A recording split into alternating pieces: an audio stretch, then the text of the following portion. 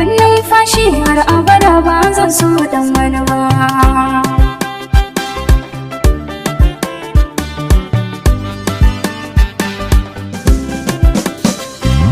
Dana ji sautin muryarka a kunne ina da jin daɗi, dana shigo taron mata sai kaina yadda da yin faɗi. Kamar ka babu a cikin duniya kuma na ga akwai faɗi. Rashin ka ciwo ne in nayi rashin ka ba zan kula dan wani ba.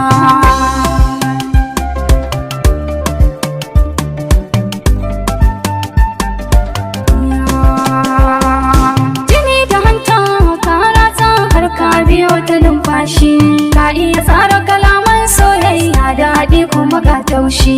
Garin masoyi baya nisa gane gari na manumfashi, duka kalamai na kai zan yi wa amma ba dan wani ba. Ba zan yi wa dan wani ba.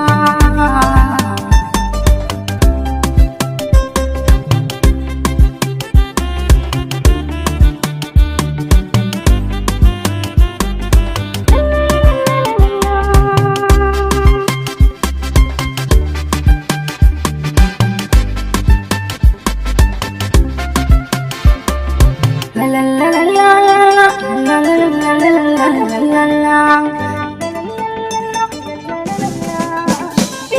Wasu sun ce na ce wai ya haka ne, daga kanka na fara wai ne ya take ne.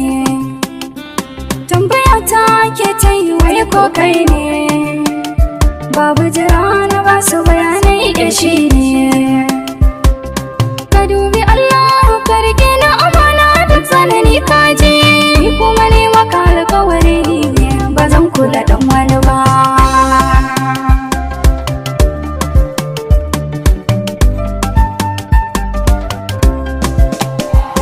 Zan zauna tare da kai asalin ƙauna, domin kai ne ka fahimci bayanai na.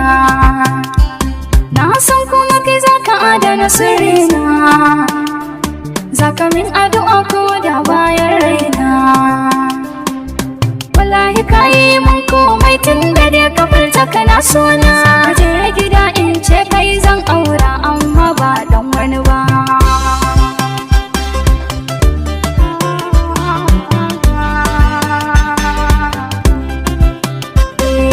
Sannu uban ƴaƴana zani kira ka hakika kowace rana. Kai ne bugun numfashi har abada ba zan so dan wani ba.